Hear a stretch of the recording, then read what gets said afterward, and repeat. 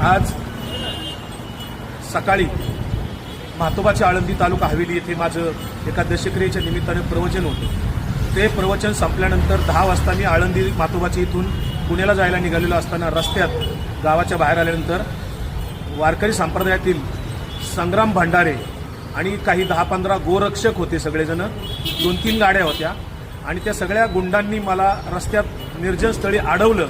माझी गाडीवरून मला उतरून माझ्या अंगावर 2-3 शाईच्या बाटल्या ओतल्या, मला धक्काबुक्की केली आणि 2 जणांच्याकडे रिव्हॉल्वर होते। ते सगळेजण मला जीवे मारण्याची धमकी देत होते। त्यात लोक जमत असताना ते मात्र तात्काळ पळून गेले।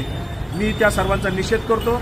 संग्राम भंडारे आणि त्याच्यासोबत आलेले सगळे जे काही 10-15 गुंड होते, गाड्या घेऊन आलेले, त्यांच्यावर पोलिसांनी तात्काळ कायदेशीर कारवाई करावी।